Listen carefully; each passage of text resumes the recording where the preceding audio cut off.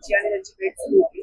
जयंत पाटील म्हणाले की आता माझं पक्षात मन लागत नाहीये, मी पक्षात नाराज आहे, असं स्टेटमेंट अशोक मुश्रीफ आज माध्यमांशी बोलताना केलं. त्याचं म्हणणं आहे की माझी काही गॅरंटी घेऊ नका, माझं काही खरं नाही. ते का कोल्हापुरातल्या त्या भागातील विरोधातून मोठा होता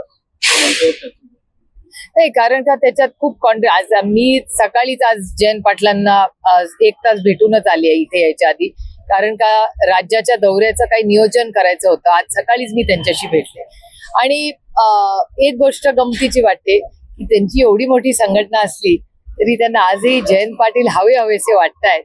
it's a big flattering compliment. Jayant पाटलांना बोलती राष्ट्रवादी लपडा झाली असं नाही ना, असं हसन मुश्रीफ म्हणतायत.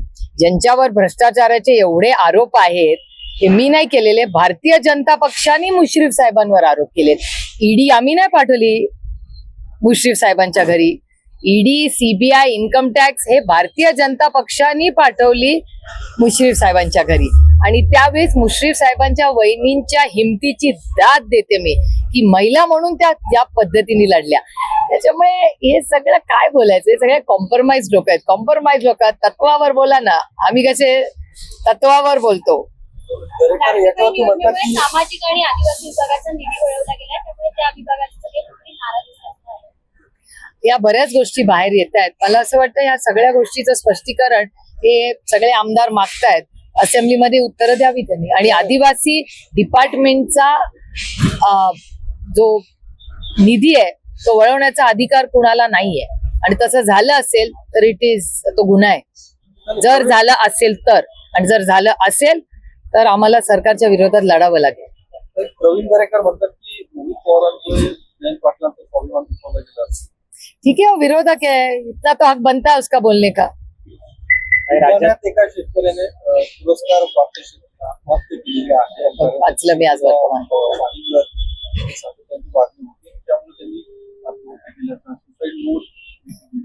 नाही, अर्थातच हे शेतकरी विरोधी सरकार आहे का, तर आहे. सोयाबीनची काय परिस्थिती तुम्ही बघता. आज तुमच्याच चॅनलनी दाखवलं की 800 रुपयांनी कांद्याचा भाव पडलाय आज.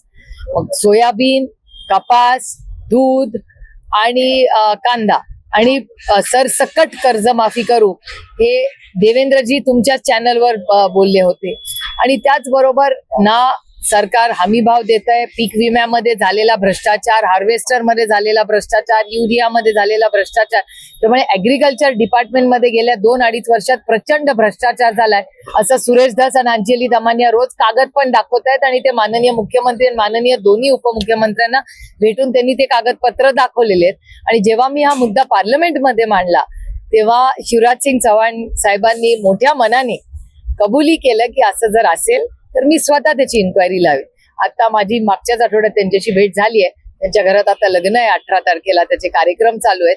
ते झाल्यानंतर परत पार्लमेंटमध्ये ह्या विषयाची मी त्यांची भेट घेणार आहे. राज्यामध्ये मोठ्या प्रमाणात पनीर आहे, संयुक्त पनीर वापरलं जात आहे. काल सत्ताधारी पक्षातीलच आमदारांनी हा प्रश्न विधानसभेमध्ये उपस्थित केला आहे. सत्ताधारी पक्षाच्या अनेक आमदारांनी महाराष्ट्रात झालेलं त्यांच्या सरकारच्याच वेळीचा भ्रष्टाचार, पनीरचा तुम्ही म्हणला तसं आजच तुमच्याच चॅनलवर मी पाहिलं की प्रश्न विचारायला घेणारे पैसे हाही विषय सरकारने वाढला. त्याच्यामुळे मला चिंता वाटायला लागली आहे की हा सरकारमध्ये भ्रष्टाचार हा किती प्रमाणात होतोय आणि कुठल्या लेवलला इतका डीप रूटेड झालेला आहे का की सत्ताधाऱ्यांना पण त्याच्याबद्दल काही, सत्ताधाऱ्यांमध्ये अजूनही काही चांगले लोक आहेत ना, जे ओरिजिनल बीजेपी वाले वगैरे आहेत, ते तर चांगले लोक आहेत ना. तर ते ओरिजिनल बीजेपी वाले जे चांगले लोक आहेत, सुसंस्कृत लोक आहेत, त्यांना भारताबद्दल, महाराष्ट्राबद्दल आजही आस्था आहे, प्रेम आहे, जे कॉम्प्रोमाइज नाहीये. ते सगळे हे मुद्दे मांडतायत राज्याच्या हिताचे. मी त्याचं स्वागत करते विरोधक असले तरी. आता अजितदादांकडे आहे आणि यादी ते मुंबई यांच्याकडे. माझा विश्वास आहे की सरकारने आता ते असलेलं आहे. त्याच्यामुळे आपण बघूया पुढच्या 8 दिवसात काय प्रशासन करतं. देशमुख यांच्या साडूने सुद्धा एकाला मारहाण केल्याचा व्हिडिओ आता समोर आलेला आहे. तो व्हिडिओ जुना असला तरी तो व्हिडिओ समोर आलेला आहे आणि आता पोलिसांनी देखील त्याच्यावर कारवाई करावी. माझं म्हणणं आहे कुठलाही पक्षाचा, आमच्यापासून म्हणतात, स्टार्ट विथ युअर सेल्फ, स्वतःपासून आपण सुरुवात करावी नेहमी माणसाने. आमच्याही पक्षाच्या कडून किंवा कुणाच्याही महाराष्ट्रामधल्या कुठल्याही पक्षात कधीतरी राजकारण ठेवून आपण बोललं पाहिजे. त्यामुळे राजकारण बाजूला ठेवून कोणीही सत्तेचा जर गैरवापर केला असेल तर मला असं वाटतं सगळ्यांसाठी नियम कायदा हा समान असला पाहिजे आणि तो कुणाच्या मनमर्जीचा नसावा. तो बाबासाहेब आंबेडकरांच्या माननीय बाबासाहेबांच्या संविधानाच्या चौकटीतला असावा.